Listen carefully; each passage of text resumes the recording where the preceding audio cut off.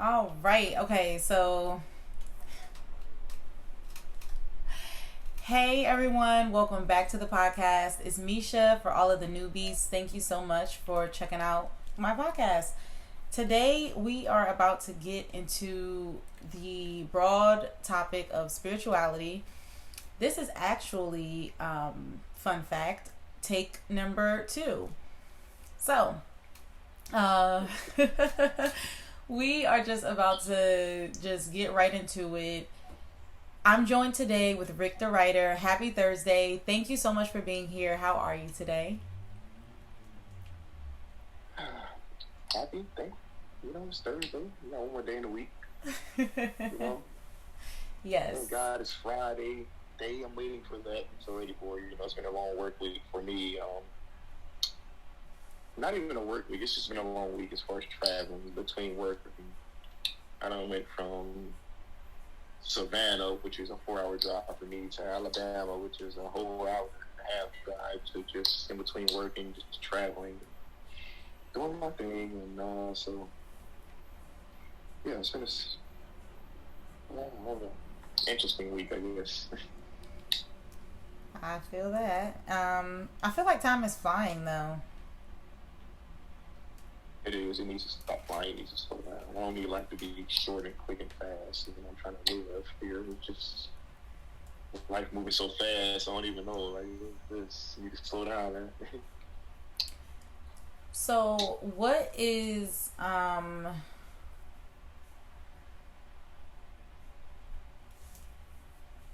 something about yourself that you would like to share with the people before we get started, just to give them a little background on who you are before we delve into spirituality? I mean, that being the go-running topic, yeah. I am truly a writer. Like, I write music, poetry, short stories. The last 2 years, I've been working on movie scripts, skateboard. I've been skateboarding for 12 years. I've been writing for 16 years, and I've been practicing spirituality for 12 years as well. So I won't say thoroughly, not professionally or thoroughly or whatever. 12 years, majority of those years practicing and studying spirituality were on and off. I just recently, really, truly started practicing it within the last 2 years. So not that deep into it, but I've come a long way in the 2 years because I soaked up all the knowledge and I actually do my research. So, yeah. So, what is spirituality to you? Spirituality to me is simply elevating oneself. It's not religion. It's more so becoming the best human being that you can become, or elevating to the highest spiritual level. Spiritual in the sense covering your mental, your spiritual, your heart, your mind, your soul, soaking up all the knowledge, becoming powerful, not poisoning your body, which is truly your spiritual self, just elevating. I make something broad, so I'll just talk more direct on elevating in the sense of meditation. And some of these things may sound cliche, but it is what it is. It's truly, like I said, it's the red that speaks for itself. It's meditation, eating healthy. Don't put, processed or poisonous things in your body. Education, as far as research, knowledge, learning about the human body and learn about what it really truly means to just simply be a living human being. It really sounds, I don't know, to some people that's not into it on topic, it may sound crazy. Some people may turn a blind eye to it. So much more to it, man. It gets really deep. Like, that rabbit hole gets deep.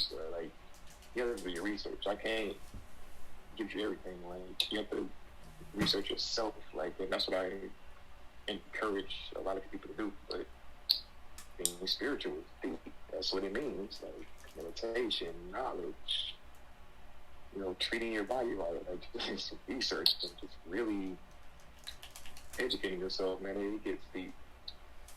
Right. But it's a beautiful thing. And I believe that's what we were meant to be. We were meant to be spiritual beings. Do you feel like we were, because we were, meant to be spiritual beings, do you feel, though, that we were, like, diverted from that path? We definitely were. Intentionally. And do you feel that it's hard to, not hard to do the research, just kind of hard to start to live your life in that way? It's crazy how you said that. Like, it's hard to do research. Like, that's just weird, bro. Like, I don't even know the right term. I don't know if No, it's unique. I'm glad you said it because it's I didn't say that it's hard to do the research. I'm saying, is it hard, like, even once you do the research, to make that change? Not even the research. Still almost the same. Oh, okay. I'm gonna say still almost the same thing because a lot of people will use that excuse to say it's hard to do the research because they're so distracted by so many things. Like it may be your job. I'm so busy. I work full time. I work 2 jobs. I just can't do it. Or I have kids. I gotta take care of my kids. And I'm not knocking any of this because it's true. I respect anybody that's working full time, 2 jobs, taking care of their kids. But but at the same time, that's a beautiful contradiction because it can be hard to do the research because you may be so busy working full time to support yourself or your family financially, or you could be the other person that's so distracted by the technology and entertainment that you don't really care to find the time to do the research. So yeah, but given the technology we have with cell phones now and high-speed internet now reaching 5G speeds, we have so much information in Google at the palm of our hands that it's so easy to access information and research. But at the same time, it's not because we're too busy to access this research or we're too distracted to access this research. So that's actually what you said is kind of really true. It's true in both senses. Like, it's either you're going to sit here and be responsible for finding time to research and educate yourself, or you're just too busy. If you are too busy, then it's fine. There's nothing wrong with that.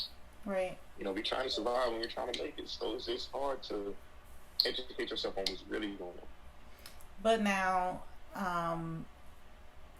the people that are listening to this, they are taking a step to do some research. They clicked on this podcast to tune in to listen, whether they were just curious or whether they are looking for information. So for those people who are listening to gain information, what would you say are just like a couple benefits of going in and, exploring their own spirituality? My advice is compromise. And, like I say, for some people that may be somewhat educated, I encourage people to stop falling into the, that's cliche or relationships or whatever. Like, a lot of the things I'm going to say may really do sound cliche, man, but it is what it is. Like, you just got to stop BS and just do it. Compromise. I been skateboarding for 12 years. I stopped doing it. Like, not completely, but I stopped doing it a lot. Like, I used to skateboard a lot, man. I was on my day and night, 2, 3, 4, 5 in the morning, overnight, breaking days, skating. Once my son was born, I wasn't able to do that much anymore. I have great family support, so my son is very well taken care of. But I had to fall back on skateboarding. I don't do it as much as I used to. Like, I just skated 2 days ago. I was able to get a few hours in, but compromise, or the more accurate word that I would probably use would be sacrifice. You may have to give up something that the selfishness is going to kick in. You may have to give up something that you don't really want, but it's not that big of a deal. Like, weigh the options. Hit that lever scale. Like, weigh it out. Like, but what are they weighing it against? Like, what are the benefits of exploring their spirituality? Like, they know what it's like to just, like, consume the TV shows, be so consumed with work, consumed with the everyday life, work gossip, whatever it is. People are so used to the everyday of just living in the matrix. People become content. Yes. It's a different euphoria when you're absorbing, the things that you want, and like when you're absorbing this temporary happiness and fix, almost like on a big drug, you're accepting and you're content with just this quick fix, quick happiness. Like, you're gonna binge watch your show and you're gonna go out and drink on weekends and you're gonna hang out with friends and enjoy that, but it's a short-lived happiness. You can't really reap the benefits until you do it. I can't speak on everybody. I can't tell you how you're gonna feel, because you may reap greater benefits than I do, or just different because it's a different life.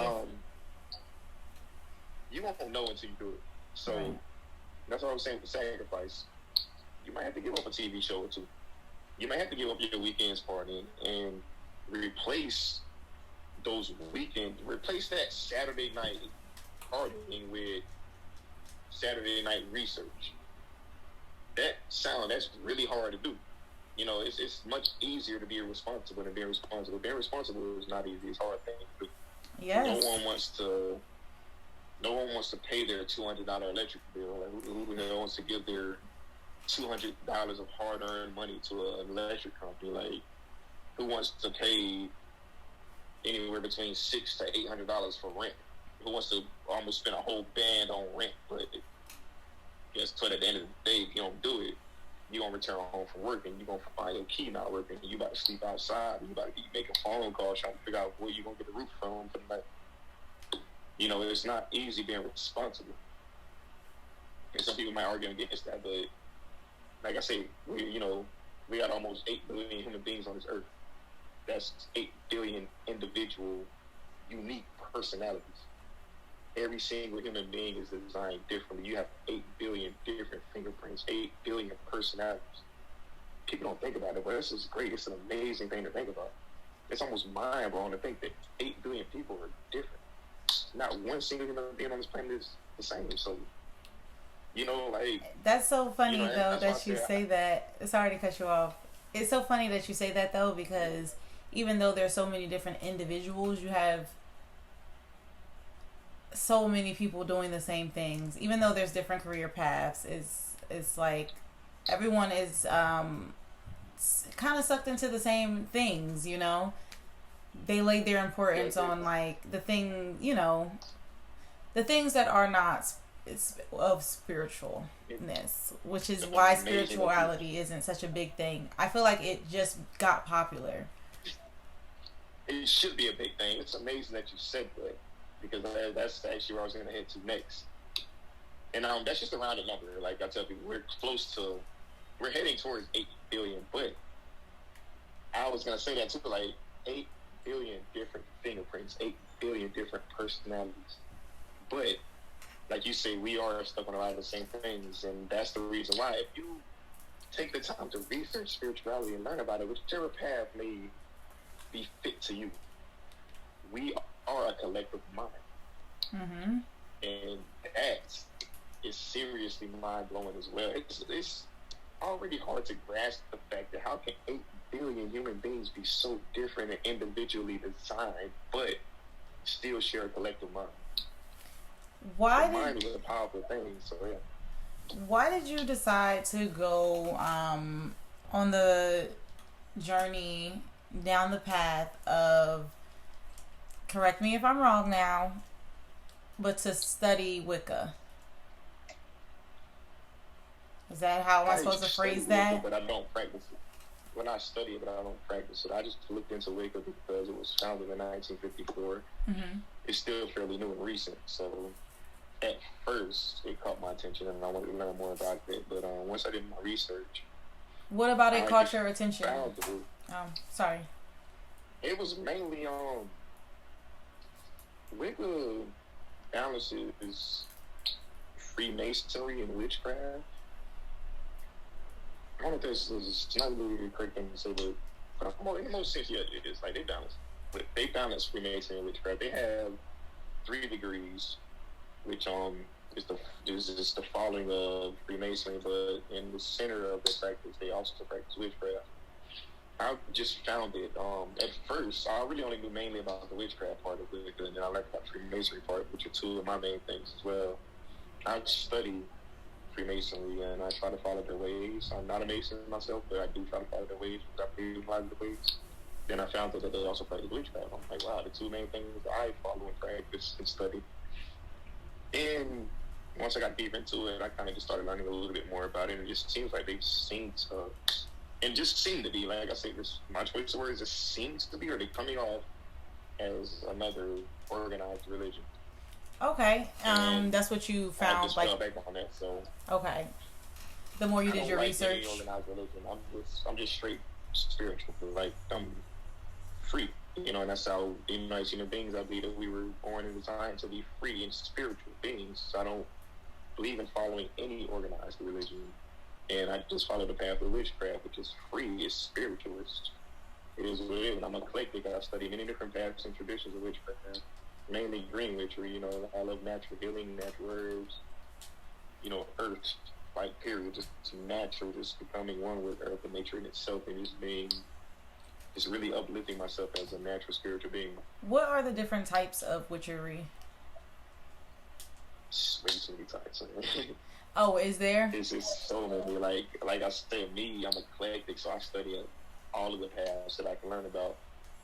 And you have many different names, man. Like, especially now in modern times, like, I'm still trying to do my research and learn about traditional, old school, original witchcraft. But yeah, these days it's like I've seen so many terms. We got ocean witch, moon witch, green witch, and stuff like that. Like, you have satanic witches. Apparently, what I learned like a month ago, you have Christian witches. And Christianity bashed witchcraft, but you have Christian witches. That's shocking to hear. I'm telling you, you really do your research. Like, it's just supposedly all of that. Like, so that's why I was like, that's why I'm just really giving myself the title of eclectic, because I already know that I love to learn everything. Like, I soak up knowledge 24/7. So, but I couldn't settle on green witchery mainly because I've always been into just natural. And I believe that we should just naturally be spiritual beings, but yeah, it's too many traditions and paths, and it's a long history of witchcraft, man. So I can sit here and we probably take up way too much of this podcast naming the many different witches. So, like, when you work on witchcraft and study and practice it, you find out what resonates with your mind, your body, and your soul. Like, which tradition or path really resonates with yourself, so you really have to figure that out, meditate on that. And when you say witch, can we just touch on that? Because, I'm pretty sure as people listening, like, I'm about to cut this off. Witch, what, huh? What, can you just explain? Give me 1 second. There's a knock at the door. Can you give me some Oreos, please? Can you give me, like, 10 minutes? Okay. They're actually, you can't get them? No? Okay. Let me try. There's a stool in the bathroom. I think I got it. There's a stool in the bathroom, like a footstool. If not, give me 10 minutes. Okay. Sorry about that.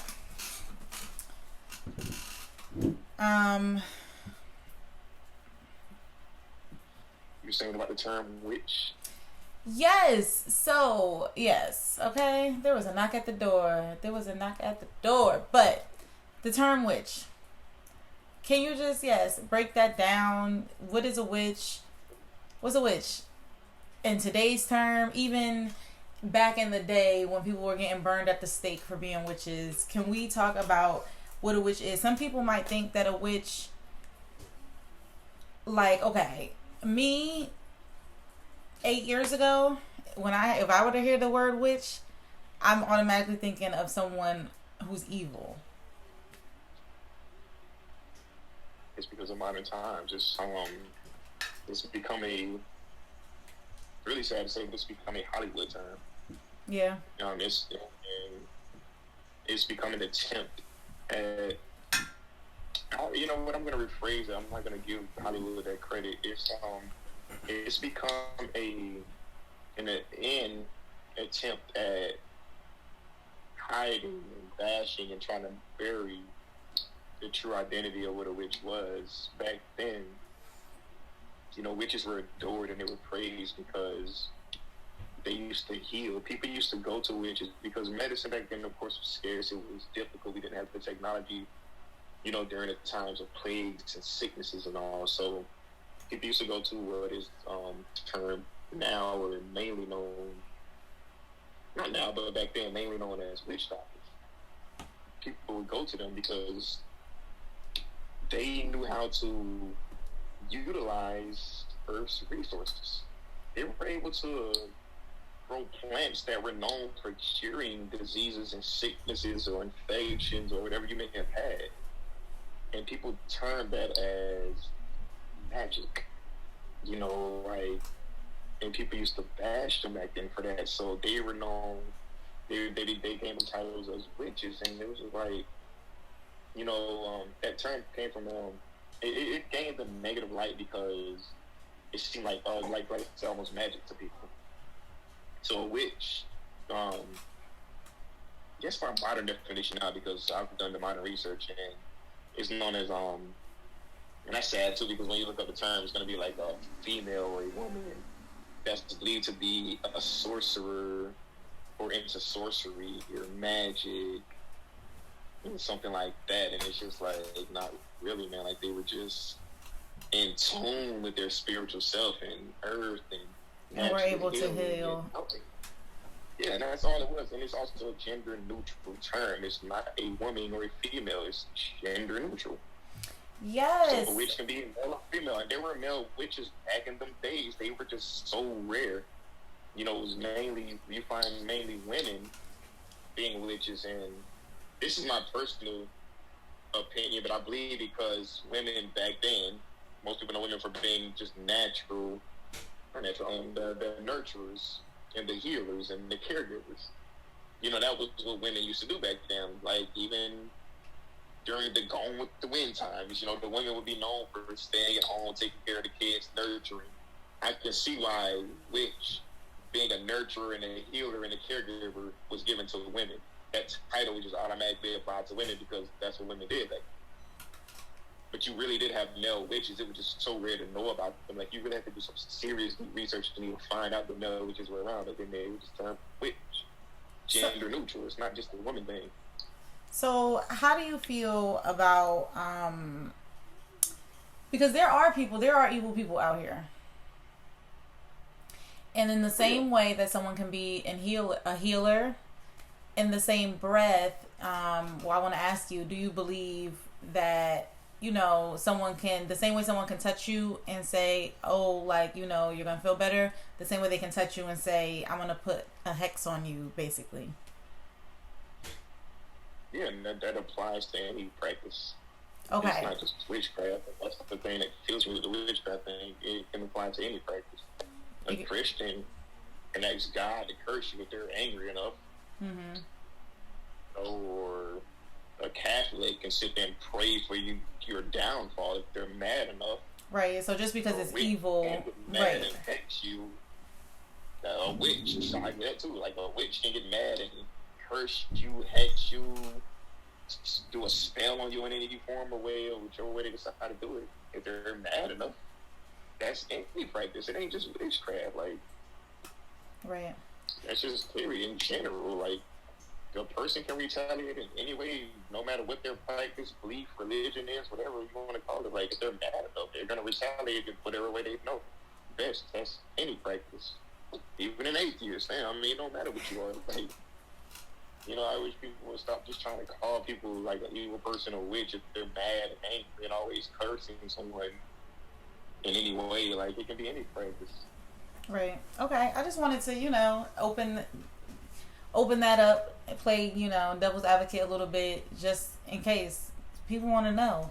And I want to ask a super random question. It's like super random, but Okay. Do you think that photographs hold energy of the people that like are in them?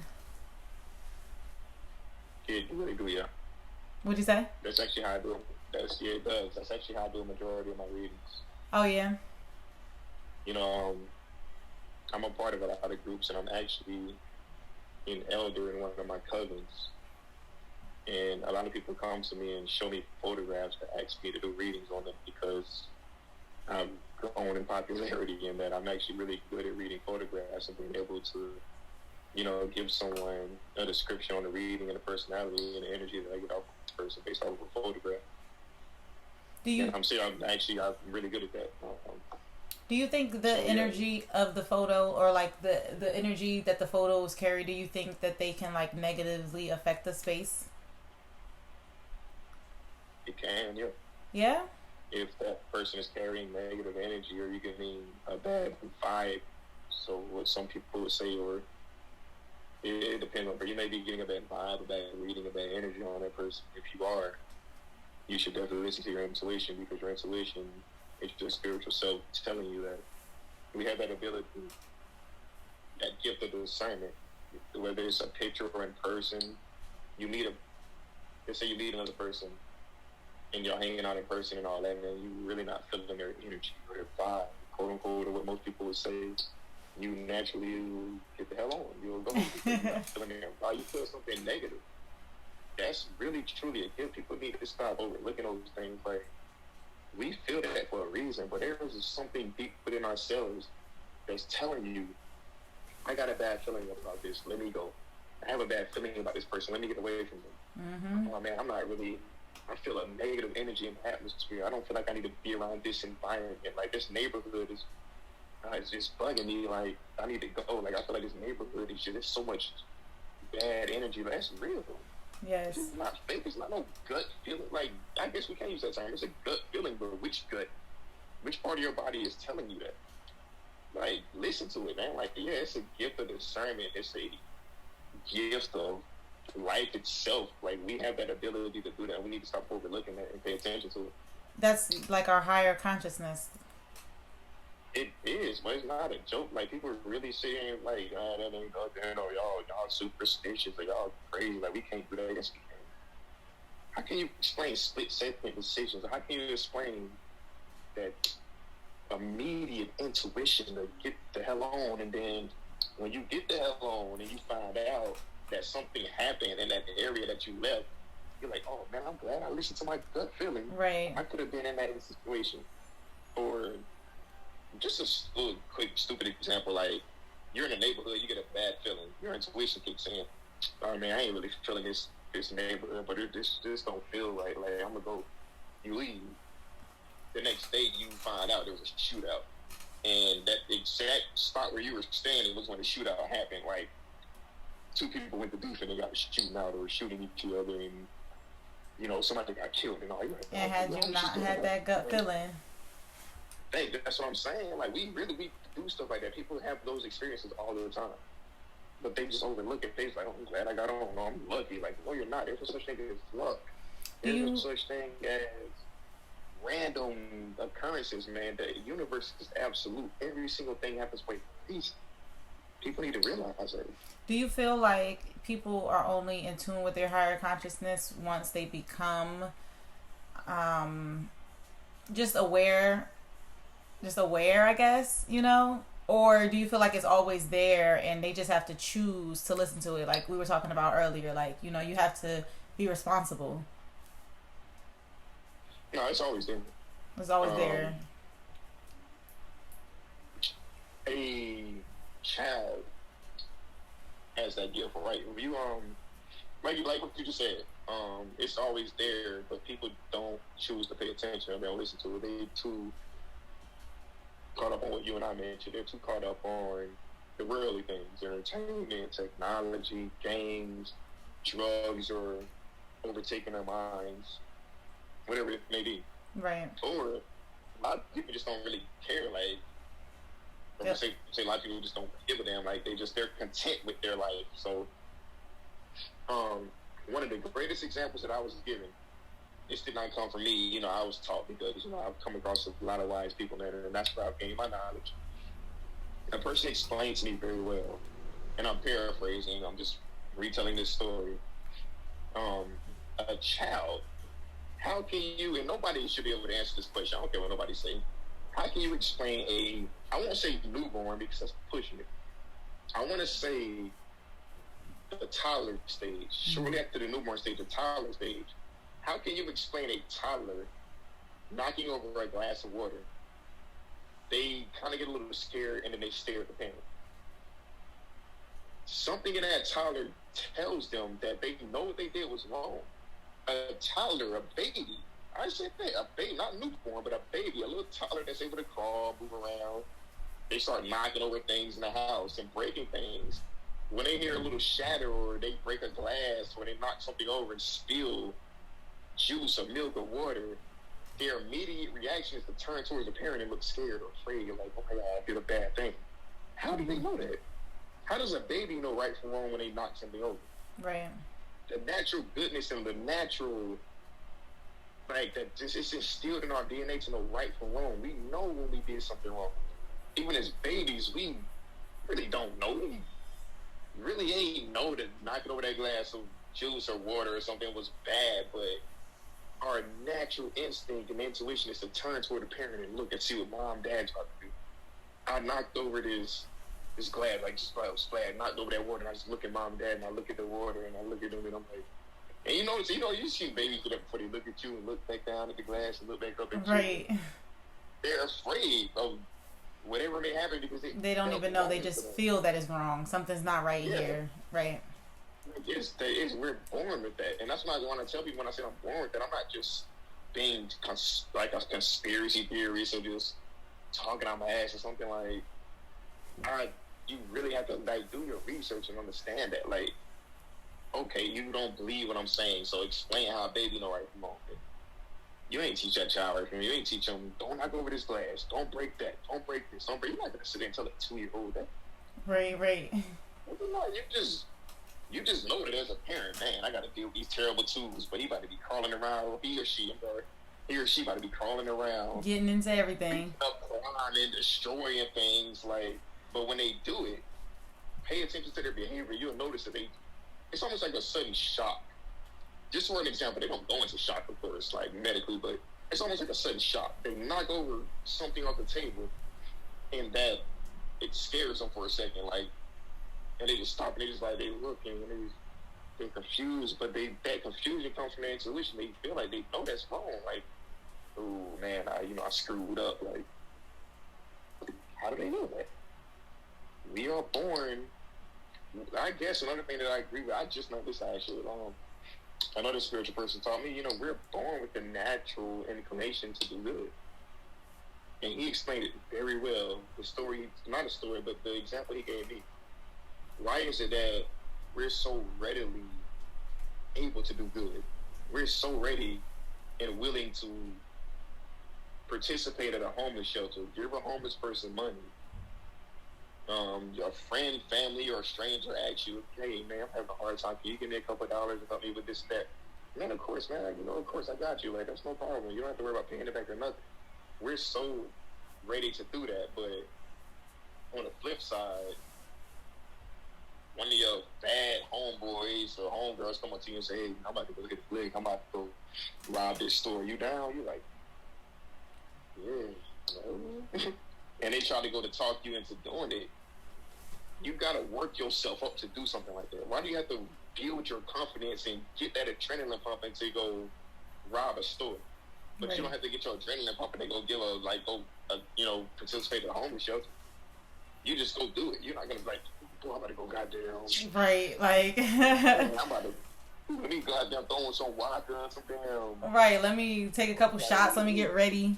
Yeah, like, right. Damn, I'm about to go, help out at this soup kitchen. Like, goddamn, I don't know if I want to damn do that. Like, you don't do that. But you about to hit a lick, you like, right.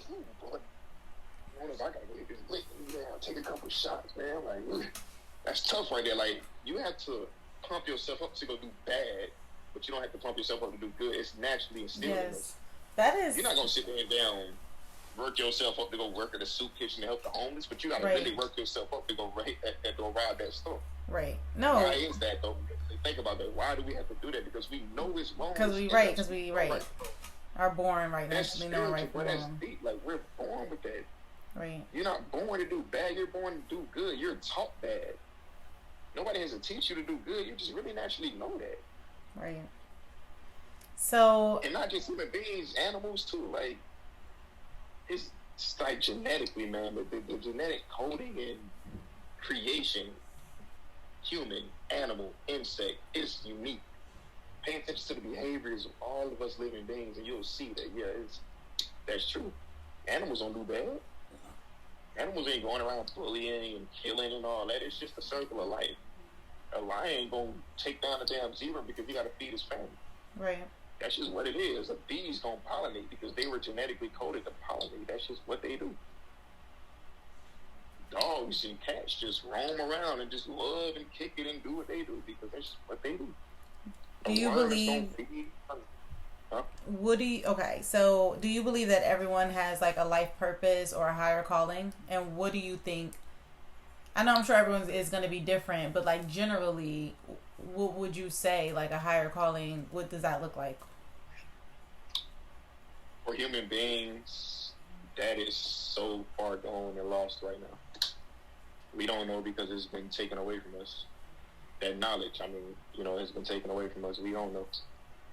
And that's at the point that where I am now. I'm at the point now that I'm trying to figure that out. What is my calling? Everyone wants to know that, but I don't believe they're ready.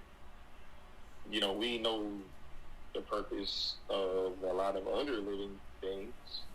We know that bees are here to pollinate, and that if we kill off all bees that pollinate, this earth will fall into chaos. We know that butterflies do the same thing. I actually just learned. I didn't know that butterflies actually pollinate. Oh, really? That's new to me. That's actually the purpose they serve. They do the exact same thing bees do. Butterflies and bees pollinate. And that's why they had this whole huge rage going on right now. Bees are getting killed off at such a high rate that they may be extinct soon. So save the bee. If they don't pollinate, you won't have plants and flowers and all. It's just the whole system. How we breathe, our oxygen, honestly, is what it boils down to. That's my bottom line. A lot of creatures serve a lot of good purposes. We seem to know that. National Geographics and all that, and all these scientists will tell you all of the purposes that these creatures serve, except our own. What purpose do we serve? That's far beyond. That's just gone. Like, that's what everyone's trying to figure out. What am I here for? Right. So, I just want to thank you so much. I feel like we need to have another conversation because I definitely want to get into, like, I want to know what you think is, the hold on people, like, in organized religions. And, I just want to talk about that. Like, I just want to get into organized religion. I want to get into even how, like, some people feel like some religions are cults. I just want to talk about all of that different type of stuff. But I feel like that's, like, a different category. So I would love to have you back if you're open for it. That is a whole other, like, that will probably get us to the whole night. Yes, honestly. And, I mean, I feel like we just had a really good conversation. I hope that the listeners out there, like, for anyone who this topic is something new, I hope this was like a good starting point just to just get your mind open to different words to start to research and different phrases to start to, like, look up and, like, just to start to get your toe in the water, as so to speak. But I'm down, definitely, if you're down to, have another conversation, hopefully soon. We can do a part 2. And could you just tell everyone where they can find you and connect with you? If anyone is open to it, my Facebook is Rick the Writer. And on my Instagram, it's Rick the Writer the number 16.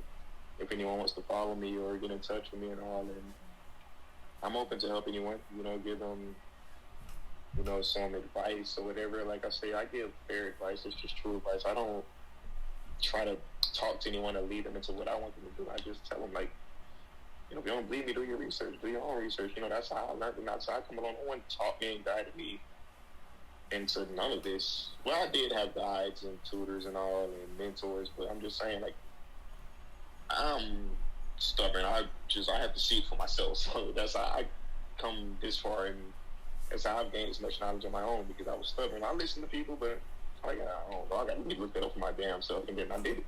Right. And it opened my eyes, man. It like real over for the spiritual people. It opened my third eye.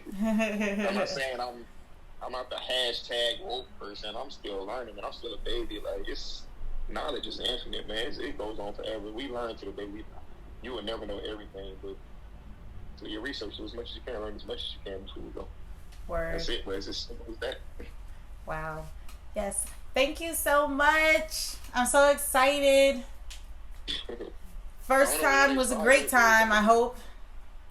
Oh yeah, and to answer that question too, like I'm free, typically free every day in the evenings. Like, I work Monday through Friday. Oh, okay. I get off work at 2 p.m. So after 2 p.m. Monday through Friday, I'm free. Weekends, I don't work weekends. I'm free. So the next time you're free, like, do a part 2. I'm down. Okay, I'm down too. We'll definitely get it together. Soon, like, ASAP Rocky. It's about to be the weekend, so I'm sure we'll be able to connect and get that done while, and then we'll also have time to have this kind of just settle, I mean. And then I'm sure after this conversation, we're going to have like thoughts like, oh, you know what, I should have brought this up or whatever. And it's just going to be great. And I'm just so excited. Thank you again. And thank you all so much for tuning in and rocking with me. I'm so excited. And thank you guys so much. The podcast hit 1,000 downloads. I'm so freaking excited. Oh, wow. Also, shout out to my listener who is in San Jose, California. Whoever you are literally the first person to listen to my episode, like, as soon as it drops. Whoever's in San Jose, Cali, I love you. Please make yourself known. All of my links are below on the IG. Slide in my DMs. I love you. And until next Thursday, bye guys. I get on the peace sign and all. I don't know, I'm horrible at goodbyes. It just sucks.